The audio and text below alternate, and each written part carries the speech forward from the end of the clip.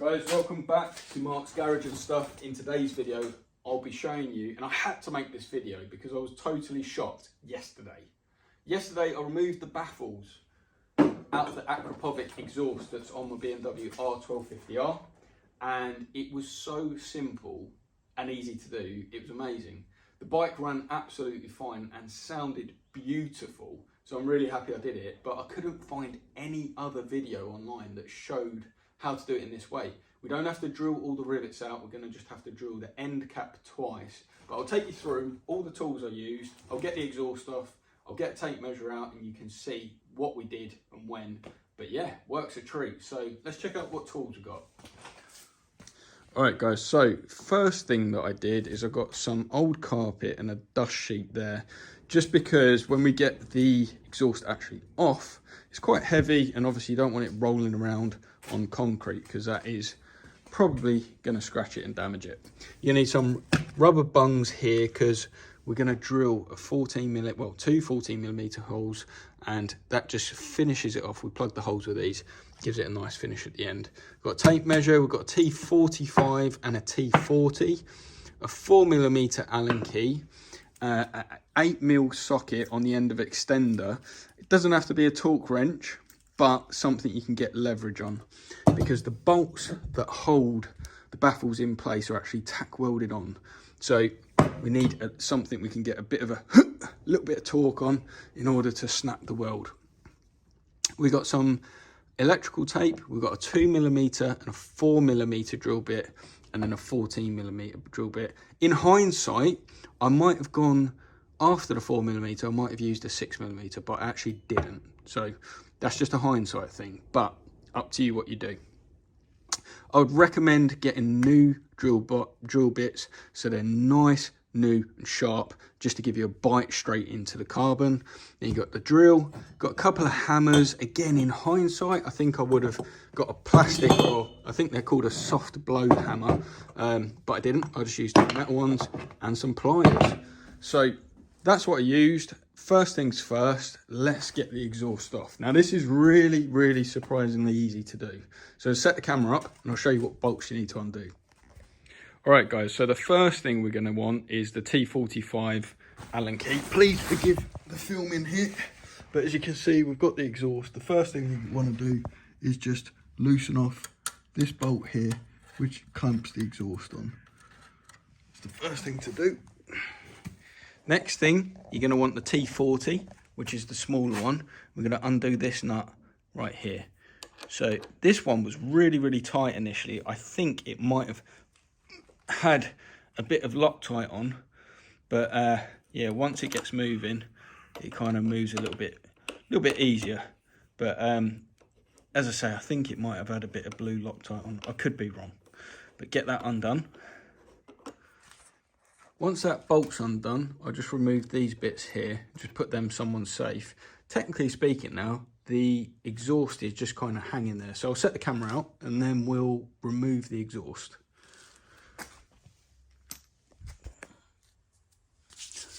Okay, just to recap guys, so with the clamp loosened and that out, you should be able to just give it a little bit of a wiggle and the exhaust should come off, just like that. Easy stuff. Now on to the exciting bit, which is the drilling.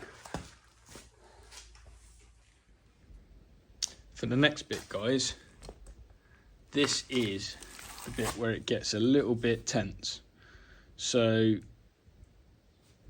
I'll bring up on screen the measurements I used, and there was no real way to do it other than just by eye, really. Just through putting that in the end of the exhaust and then trying to kind of marry it up on top. As I say, I used the picture on screen now, and I kind of looked at that measurement from the end, plus I kind of eyed up the angles from the rivets as well. I'll give you a couple other measurements. So measurement straight from there to the center of that is almost like an inch bang on.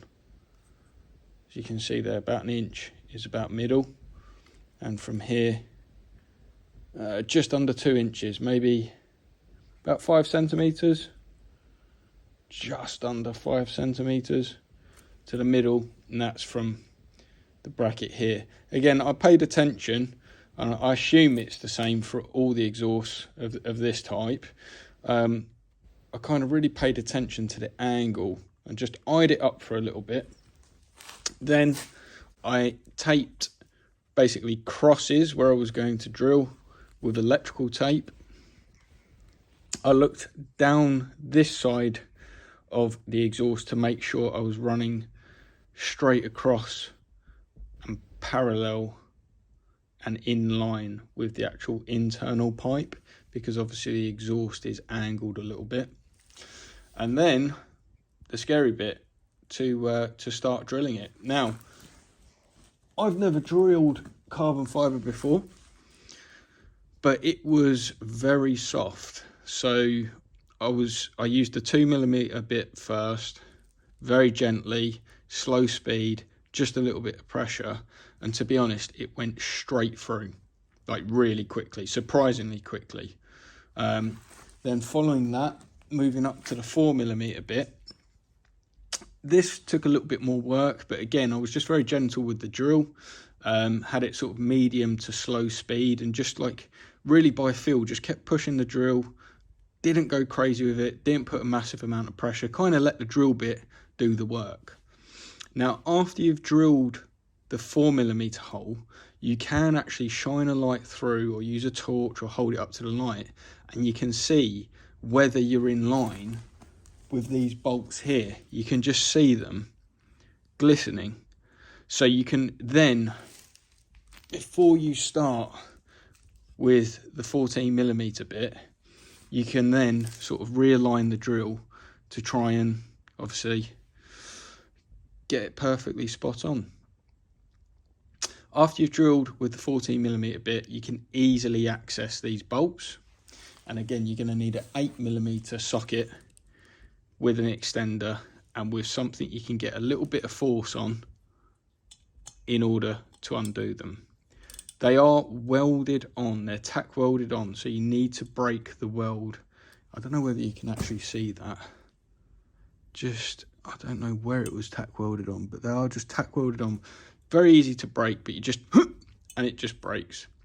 Now, if you get the holes wrong, which we did on the bottom one, we drilled a little bit too low, you can extend, obviously, just with the drill, gently putting a bit of pressure on the side to sort of eat away at the top of the hole. So that's actually extended, but again, the finish is okay. And if you get an assorted rubber grommet set, obviously if you do need to make the hole a lot bigger, then there should be a size there for it. So the next bit was getting the baffle out itself. Now, this is how I did it anyway. So obviously with the baffle being inside the end of the exhaust and with the bolt now out. Oh, a little tip for that, by the way. Once you break the weld and you start undoing the bolt, tip the exhaust upside down so that this socket, or get someone to give you a hand, so that the socket is actually holding the screw like that. So if you imagine the exhaust upside down, as you undo it, you can just remove that, and obviously the screw will just stay in place in the socket.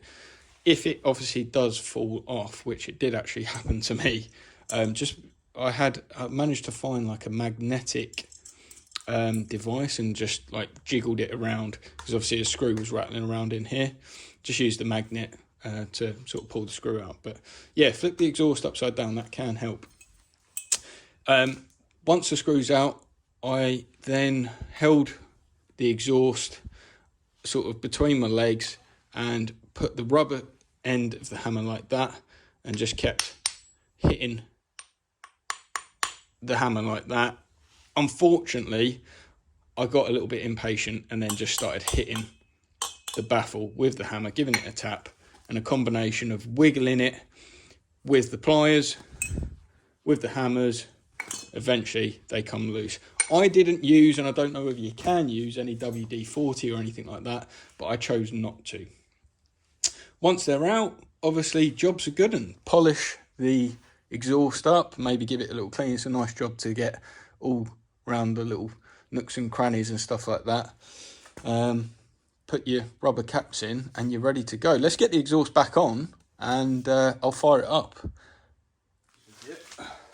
I had a bit of an issue doing this the other day in terms of getting the bolt in this top bit, but obviously first thing to do is get the exhaust on like that we had earlier.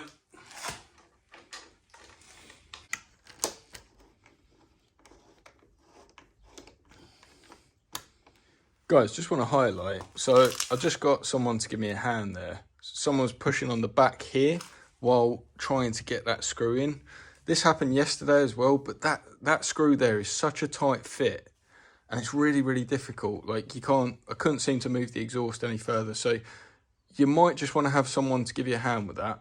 As I say, a lot of pressure being put, don't go mad with it obviously, but pushing that forward into the engine while you're trying to get that screw in. And then the last screw is back down here with the clamp. So you might want to just have a look there and get it. I don't know how tight you should do these, I just sort of nipped it. Job's a good one. Right, so there we go, guys. They're big holes, aren't they? Let's get started, eh? Alright guys, thanks for watching. I hope it was useful. Before we start the bike, I just want to say, please read the description. There's a couple of things I'm unsure where you stand with. So in terms of all of these exhausts having those bolts in the exact same position in relation to the rivets, I'm not 100% sure whether that's exactly right. Also, I don't know where you stand with warranty on it. For me, I just really wanted the baffles out, so I did it. But you do take a risk with that. I think online you can find some of these end caps. I think they're around £100. So, I mean, if it goes all wrong for some reason, you just got to bear in mind that obviously you're changing things, and I was willing to take a risk. But that being said, I was surprised with how easy it is. Yeah, as I say, I hope the video helps. Let me start it up and see whether we can give you a taste of what it sounds like. Again, I'd say it's about 25% louder, deeper, more throaty. Yeah, it sounds nice.